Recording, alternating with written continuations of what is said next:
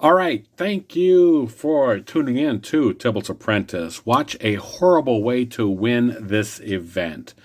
You only need 2 cards since you're discovering for 5. Yeah, you only need to cast 2 cards. Actually, you don't even need to cast anything. It's cast for you. So let's throw that Gilded Lotus away, throw the Charbelcher away, make sure they are in your opening deck. There's only going to be 2 cards to discover, so the very first turn you're going to play a land. It doesn't matter because Charbelcher's on the field. And once Charbelcher's on the field, you just need them to go. They're playing a Goblin deck, which, can be scary under other circumstances. Oh my gosh, I hope they don't get their king out. Well, not going to matter this time. They get to discover yet another Goblin. We get to discover a Gilded Lotus. And with that, we have the game wrapped up. So, that's it. You don't need to watch any more of the video. It's done at this point. Yeah, I know the timestamp goes on for a little bit. And only watch if you want to see me do incredibly embarrassing things. I will state as a disclaimer, this does not work every single time.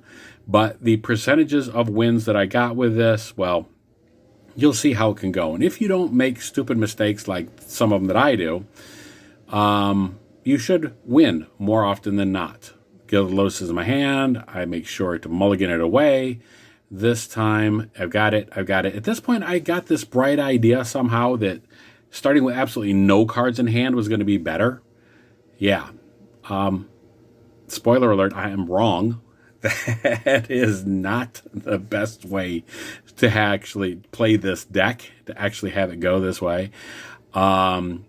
Because now I've drawn this and I can't do anything with that. Yeah. So that's a defeat. So like I said, this is not infallible, but it is fun. But I'm stubborn, and so I decided that I'm going to do that again. Surely it was a fluke. Surely that can't possibly happen to me a second time. So yeah, I'm going to mulligan away my entire hand. And because, this time I simply have no chance. This is an even more ridiculous deck that just has nothing but lands. You transmogrify your land or whatever it is into this creature. The Colossus Cultivator, you'll see here a couple of times if you choose to stick around. At this point, it's just going to grow because everything is a land, and this is where I just concede because it's not going to happen. Whatever. Let's get back to another game here, and we'll see how this goes. All right. At this point, we're going to mulligan, and having learned my lesson, I'm not mulliganing down to 0 cards in hand. I know, and yeah, we're going to get another one of these, so I'm not going to play that because you know how this is going to go. We're going to go to this again, and I know people mock those who say the shuffler is rigged. Well, it may not be rigged, but it certainly isn't a truly random thing. We've already seen how the numbers are weighted and stuff. I'm not going to go down that road. Never mind. Anyhow, you see what's happening here. They are going to transmogrify their land. And yeah, we don't need to see this again. This is the 3rd time we've played that exact same deck in a row. I refuse to believe, well, I just sound like a conspiracy nut if I say I refuse to believe that the shuffler is not weighted. We won't say rigged. We will say it's weighted in unique ways, unfair ways. I don't know. Anyhow, so this has been a few losses. If we get to regular games, and most people, I've played this so much that, again, I think it moves you in a certain category. It puts you up against certain decks.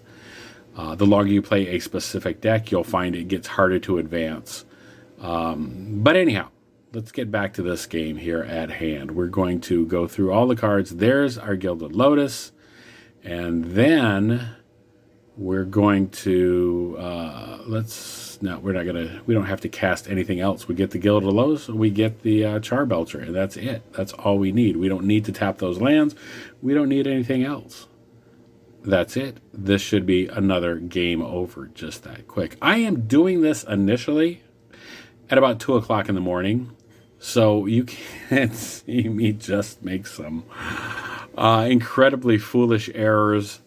For example, starting with one of the cards in my hand. All right, this is another one. I was checking to see who was online. I see the real WizBiz was hanging out there. They've got a ley line already. That can't be good for us. Let's get the Charbelcher on the field. That's all they need to see. We're out of here.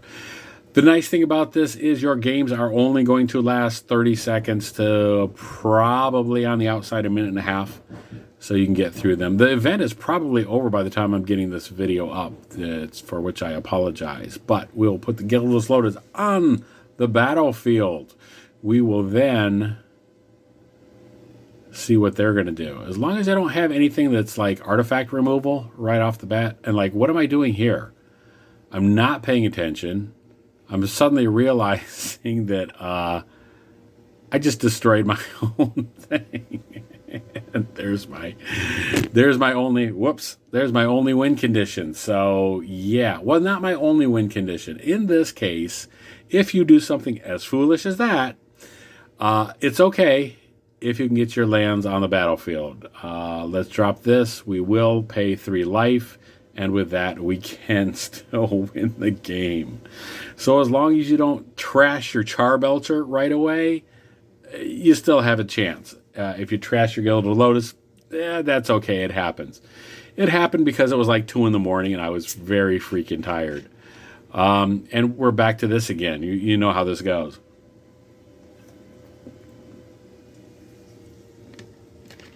It goes poorly. So I let them play out as many cards as they can. Because I'm actually curious, if they don't have a haste enabler, what difference does it make? But I'll tell you what difference it makes. I believe that that's me giving them the finger. And they have another win condition, which is all of those lands do a point of damage to me. So there you go.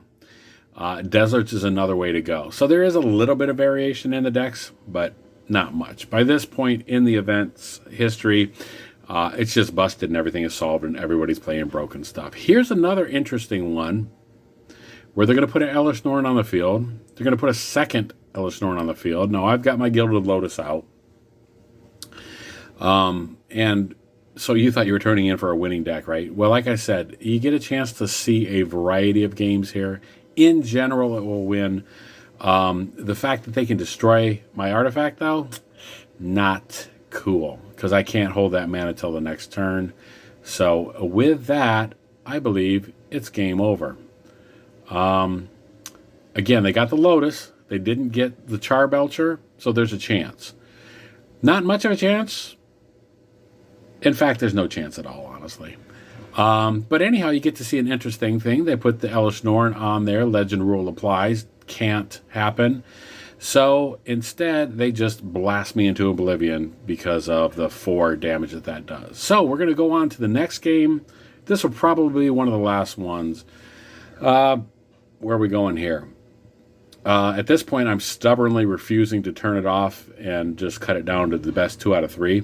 At this point, I'm like, well, I have to win again just to show that I can do it. So we'll get the Gilded Lotus on the battlefield.